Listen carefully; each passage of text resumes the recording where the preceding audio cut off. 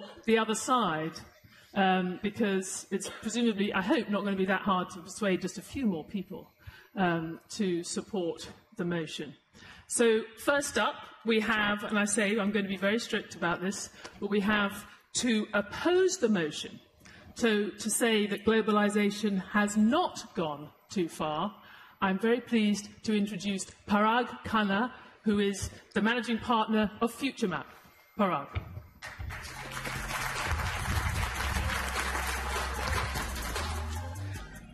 It is not enough that we merely defeat this motion. We must destroy its very premise. And I'll begin by pointing out its sheer futility. Globalization is not merely a project. Globalization is a deep historical process.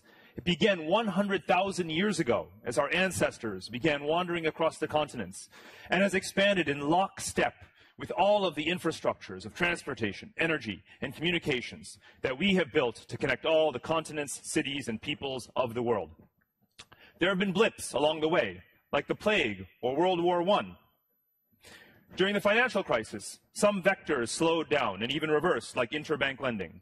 But if you look at the overall expansion of the flows of people, goods, capital, and data, you could only conclude that globalization is just getting warmed up. And look ahead. China opens its debt markets next year. Trillions of dollars are going to flow into emerging markets again as they privatize sectors and list equities that then get included in market indices. From our financial markets to our supply chains to our digital communities, globalization is becoming more global every single day. If your portfolio manager doesn't believe in globalization, fire him or fire your president. Far too often, we talk about globalization as if it depends on a fixed set of liberal market rules. But it's silly to conflate globalization and free markets. You don't get to freeze the present and pretend that your version of globalization is the end of history. The Dutch and British East India companies use mercantilist policies to extract resources from colonies and expand their role in global trade.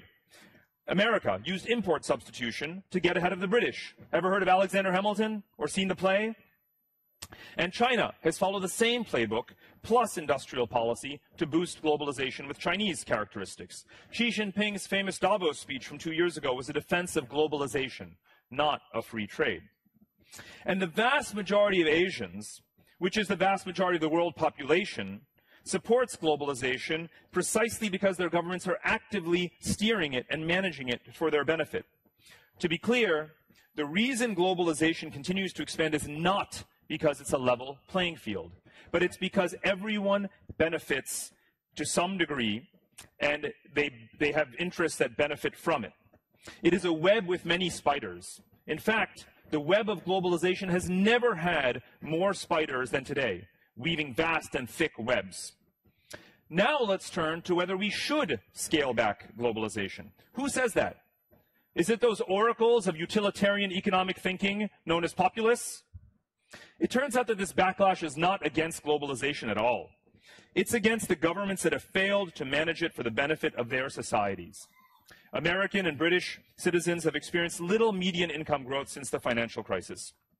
But what benefits they have enjoyed have been because of low-cost technology imports and low interest rates due to foreigners owning 40% of American treasuries. Examples of, yes, globalization. So don't blame globalization if you fail to invest in trade adjustment assistance or STEM education. Blame yourself. Now ask yourself what happens if talent flows to other countries' tech sectors, if foreigners dump your treasuries and the dollar loses its role as the anchor of global finance. You're just asking for a repeat of the Suez crisis. And that didn't exactly make Britain great again, did it? Nor will Brexit, which is only going to be fixed through apparently 150 new trade agreements. Again, globalization is the solution to the problems that apparently are caused by globalization. What's happening is that populists just want to replace the excesses of laissez-faire policy with the guaranteed failure of so-called economic nationalism. Let's ask the soybean farmers if they want to scale back globalization. Let's ask the workers at the BMW plant in South Carolina what they'll feel once German car makers decide to relocate production to a country whose leaders better appreciate globalization. Here's a popular trope. Let's nearshore Apple iPhone production to the US. then let's come back in 1 year and see how Apple's global revenues fare. If you deglobalize America or any other country, you're just hurting yourself. So globalization is not the cause of this backlash, but it does expose which governments are doing the best or the worst job of adapting their societies to the global economy. The best thing about a truly globalized world, though, is that it is ever less dependent on any one source of growth or beholden to a single point of failure. Instead, countries and companies can navigate around choke points. If you're against TPP, it's going into effect next month anyway. You can oppose the BRI, the greatest new wave of globalization, but 80 countries have joined it anyway. So you don't win globalization by retreating from it. You have to go where the growth is. Time's up. Last punchline. Because that punchline, I hope Stephen King agrees with it, I pulled it off the HSBC website. Thank you, Farag. No, you got it. Well, okay. I have a feeling he's supposed to stay up here and stand by the podium, but maybe we'll get both of them to stand afterwards. Okay, so now, in support of the motion, has globalization gone too far? Yes, it has. Stephen King, Senior Economic Advisor at HSBC and author of several books which basically argue globalization has gone too far. Stephen.